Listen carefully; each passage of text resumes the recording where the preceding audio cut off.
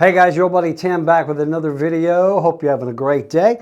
In this video, we're going to look at the 3 mistakes that many, if not most, first-time home buyers make and how it could cost them time, money, and the home of their dreams. So this also applies to a lot of repeat home buyers. I have had folks who have bought several houses in the past make these same mistakes. So let's talk about them. Number 1 is not knowing what they want. Now, if you are a first-time home buyer, if you're in the process now, you know it's kind of difficult looking at a lot of houses.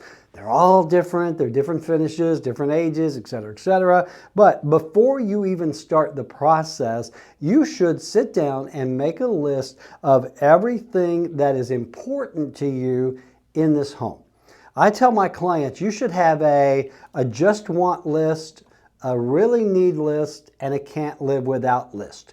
And that simply means this. I have kids, so I must have a fenced-in backyard. Or I love to cook, so I must have a nice kitchen. I like to soak in the tub, so I must have a soaker tub. Now, then there's the things like, you know, it'd be nice to have a pool. I could live with a pool, or I could live without one. It'd be nice to have a nice big yard, or it would be nice to have no yard. Okay, so there's the nice things, it'd be nice to have, the things that I really would like to have, and then the can't live without. So if you make that list, what it's going to do is really shortcut the process for you and your agent, because of course you are going to want to share that list with your agent, and that's the thing to note.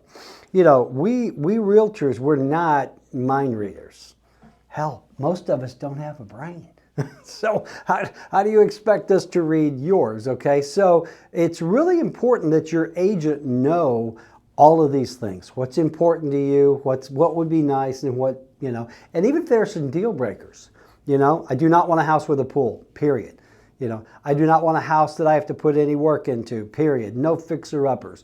So by writing all that down and then sharing it with your realtor, it is going to shortcut the process, because there is absolutely no need to look at homes you are not going to be interested in buying. All right. I have so many clients over the years who would say, well, I don't really know what I want, but I'll know it when I see it. Homie, don't play that. I'm not going to show you a bunch of houses just trying to figure out what you want. When I work with a client, I have a very strict set of rules. If you want to work with me, I need to know what it is we're looking for. Size, location, again, the must-haves, the just wants, and the can't live without, and the don't wants. We develop that list, so then I can then go and set up homes that fit your bill. And I'm going to save you a ton of time, and I'm going to save myself a ton of time, okay? Because believe it or not, time is money in this business. So mistake number 1 is not knowing what they want. You've got to narrow that down if you want to work with a professional. Number 2, they don't know what they can afford. I cannot tell you how many times I have talked to potential clients and say, well, what is your budget? Well, we don't know. We'll figure that out later. No. Again, homie, don't play that, okay? We are not going to waste my time or yours looking at homes you cannot afford, all right? So the first step, if you want to work with an agent, that agent needs to hook you up with a lender who can take your income, your debt ratio, and come up with an actual budget number for a home that you can afford. And let me say this with that. Just because you get pre-qualified for a certain amount doesn't always mean that you can afford that amount. I've seen this happen over and over. Well, you know, based on your debt to income ratio, you can afford a $300,000 house. The big question to ask is, what is the payment on that $300,000 house, and can you afford that payment? Because it happens a lot. I see folks who are pre-approved for an amount, but then when they look at the monthly payment, they realize they really cannot make that work, and they're going to have to lower their budget and their expectations. All right. Remember, it's not what you're qualified for, it's what you can afford. All right. Do not be house poor. I see it happen all the time. So what you should do is, it's a simple phone call. You can call a mortgage company, you can call your bank, any lender that does mortgages, and they will give you a pre-qualification over the phone. All right. In our market, you've got to be pre-qualified and have that letter before you can put in an offer on a home. And again, it saves time and it saves money. I have had clients in the past who would go, well, you know, I want to look at this $450,000 house.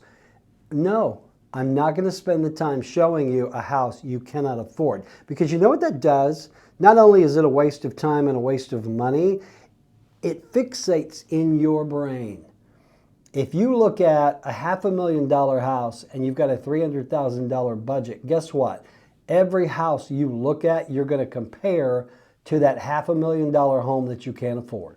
All right? So know your budget. How much house can you afford? That's mistake number 2. And mistake number 3 is you don't have a clue how much money it really takes to purchase a home. All right, so unless you're getting like a VA loan or a zero down loan and the seller is going to cover your closing costs, you're going to need more cash than just a down payment. And we did a video on this recently on the lowdown on low down payments and the minimal amount you can put down. Of course, there are zero loans if you're a VA, USDA, but if you're going to get a conventional loan, 3% is the minimum amount that you're going to put down. You're going to want to put down 20% if you want to avoid private mortgage insurance or PMI. And I'll link that video down below if you want to go look at that. So keep in mind, if you are, let's say you're looking at a $300,000 house, well, if you're just going to put down the minimum 3%, that's $9,000 you're out of pocket. If you're going to put down 20% on a $300,000 house, that's $60,000. All right. So how much do you have for a down payment? Also keep this in mind, there are going to be closing costs. All right. Closing costs are those title fees, loan fees, all of the things, the charges that go into getting a mortgage and closing a loan. And title fees and lender fees can be 2%. So you may be out another $6,000. So how much money do you have available to put down on this home, pay your closing costs, get it all done? You know, you got to pay movers, you got to put down utility deposits.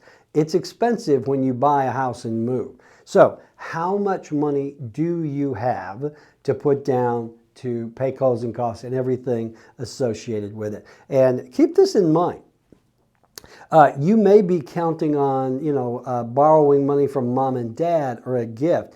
When the lender looks at your paperwork and you show that you're putting down 20%, they're going to want to know, where is that money coming from?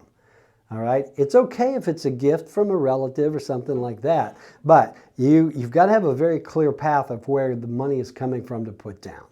All right. This is a quick story. I had a client one time, and his employment was of questionable nature, and he called me up and he says, I have $200,000 and I want to buy a house.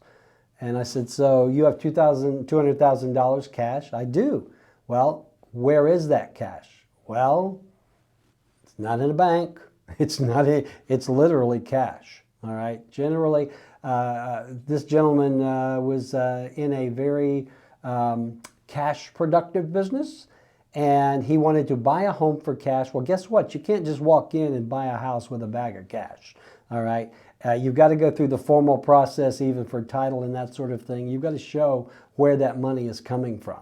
So keep that in mind. So the fourth mistake, I know I said there were 3, but I always give you a freebie on the end. The fourth mistake that many home buyers make is not hiring a reputable agent to go to work for them. And, I use the word reputable loosely here, but in all seriousness, look, if you are thinking about buying a home, if you're in the market and you think you're going to just do everything yourself, look, get an agent, all right? Because agents are paid, on the seller side when things are closing.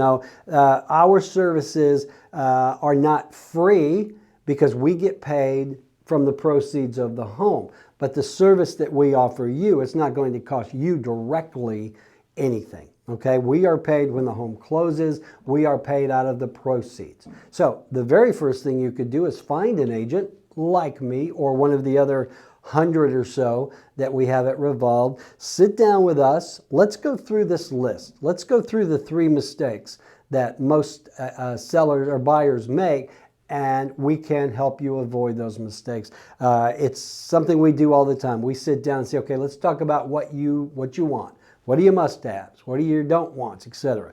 Let's talk about your budget. Let's get you with a lender, get you pre-approved. Let's talk about your finances. A good agent will help you work through all of that. So when you do find the home of your dreams and you want to put an offer in on that home, you've got all your ducks lined up, and the process for doing so is going to be relatively easy. You're not going to waste time, you're not going to waste money, and you're not going to miss out on buying your dream home, okay? So, hey guys, I hope that was helpful. There's a lot of other things that go into buying a home, but those are the top 3 mistakes that I have seen over and over and over. And maybe there are a few more we'll talk about on another video, like never change jobs in the middle of the buying process. All right, I've seen that happen. Don't go buy a new room, a bunch of furniture for your home on credit.